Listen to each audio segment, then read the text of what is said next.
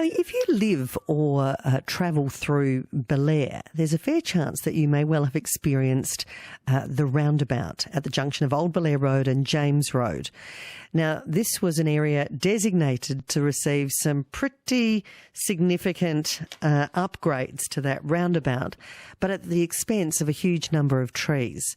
That plan has now been scrapped, and I tell you, someone who's pretty happy about it, I'm guessing, is Greg O'Grady. He's a resident who back in 2021, a couple of years ago, tied yellow ribbons around the trees along Old Belair Road to highlight how many would go as a result of that proposed roundabout. Greg, good afternoon.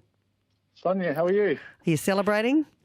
It is good to finally have the public confirmation that the project has been officially scrapped. And yeah, we spoke back in 2021 as part of our general community campaign, where we raised a bit more awareness about what exactly was going on. But this fight and this problem goes back well beyond that. It goes back to May 2019, when Nicolle Flint got up very unexpectedly and said, we're going to spend $20 million to put a roundabout at the intersection of James Road and Old Belair Road. And after the jaws of the local community dropped down to the ground and picked back up again, it said, no, you're not, because it was one of the most stupid announcements you could possibly think as a part of an attempted vote winning game. Unfortunately, Nicolle got in, and so the project got legs.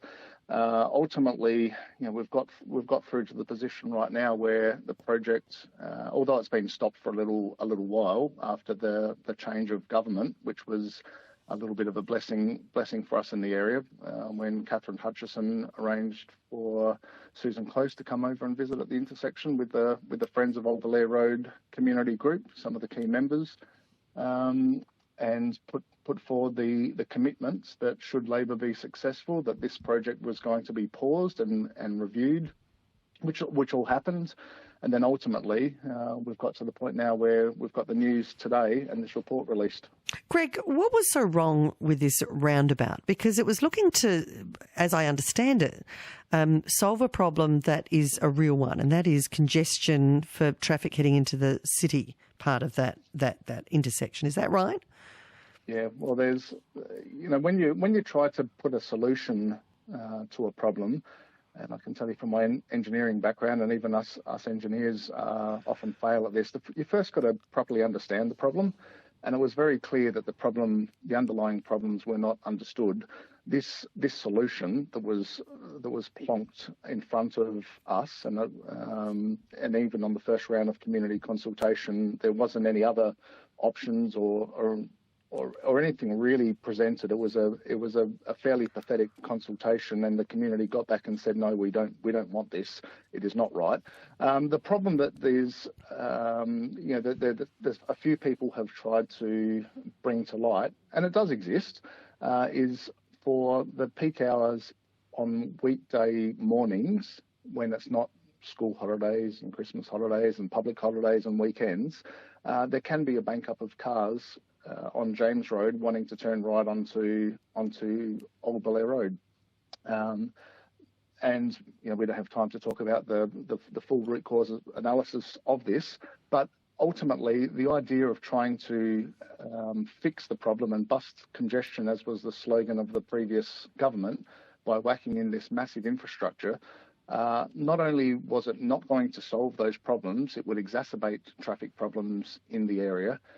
And then in the process, bulldoze, and we're not talking about chainsaw here, we're talking serious heavy earth-moving machinery, bulldoze a section of the Randell Park Reserve, which is Mitcham Council lands, and destroy some grey box grassy woodlands, remnant vegetation, which Trees for Life have identified as a bush for life conservation zone. Greg, you came to our attention because of your concern at the time around the trees. Was that the straw that broke the camel's back in this project? I mean, it sounds like you got quite a few reasons not to have liked the project, but was it the trees that really broke it for you? The trees, the environmental impact was a huge one. And as I say, the extent of infrastructure that would have been put into place if this project had gone ahead, and which it would have, by the way, if it wasn't for the combined voice and organisation of the local community to stop it. If this project had gone a bit ahead, the environmental destruction would have been massive and irreversible.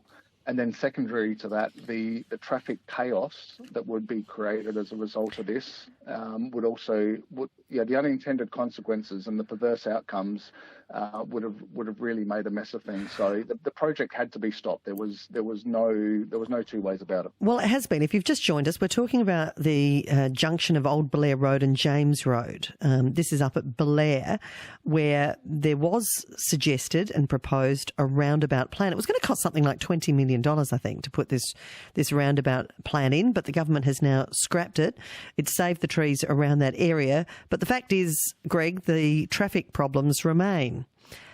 Do you have? Well, there are still some continuing traffic problems, but interestingly, of the Friends of Old Belair Road community group that we put together, because realising the success of, for example, the Friends of the Waite Gatehouse and other Friends groups, we worked out relatively quickly that individual voices were just getting cast aside.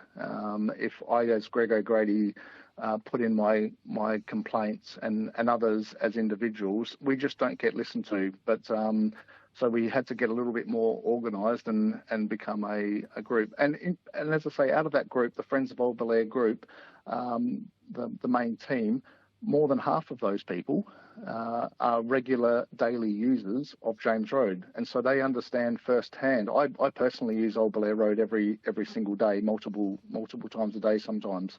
It is a beautiful Adelaide Hills road.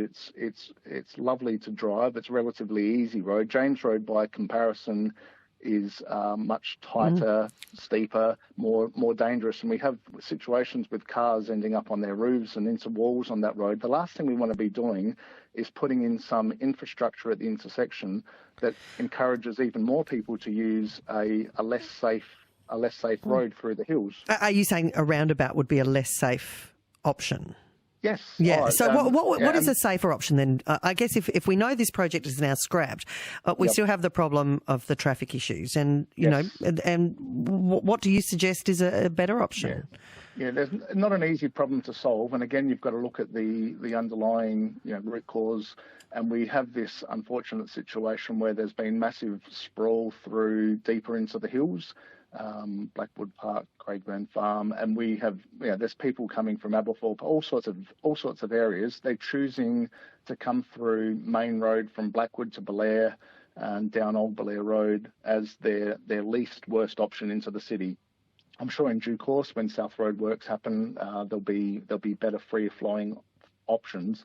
But we need to be spending money. Like this $20 million got plucked and put into an intersection. There's other projects in the area where the money could be better spent to actually help get cars off the roads.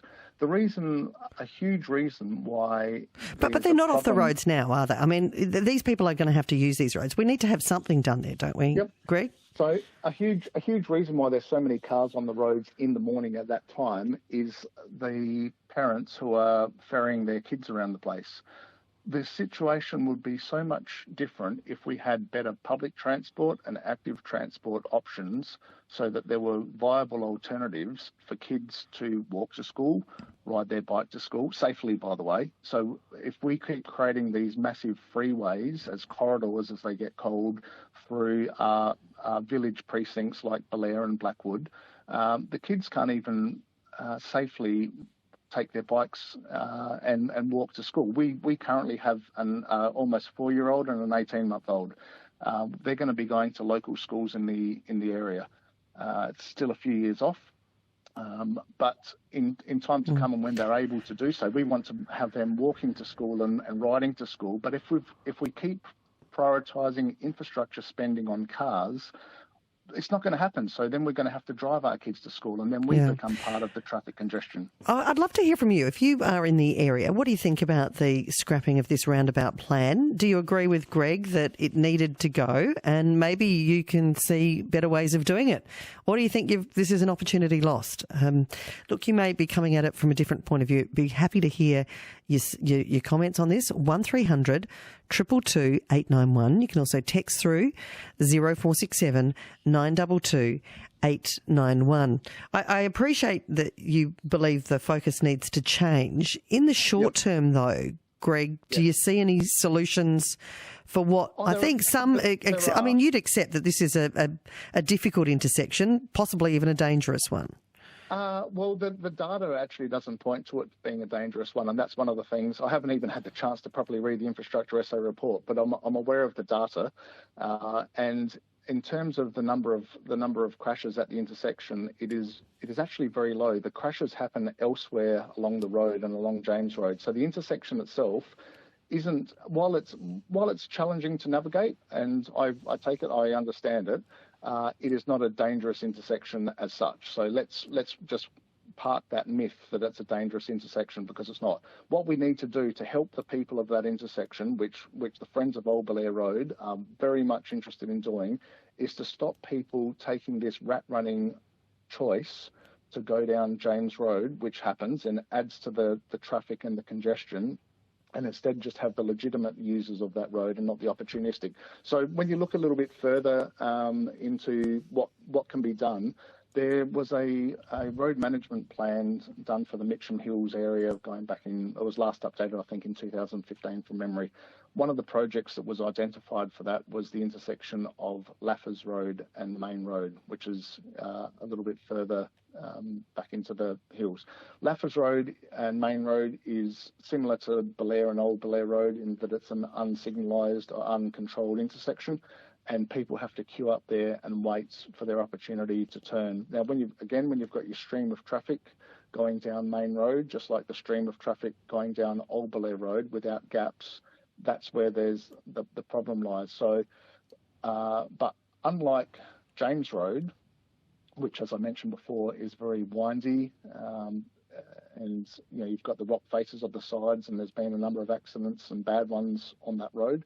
Laffers Road is a much wider road, able to accommodate more traffic. So an intersection treatment at Main Road and Laffers Road, which has been identified going back 2015 and before, but not funded.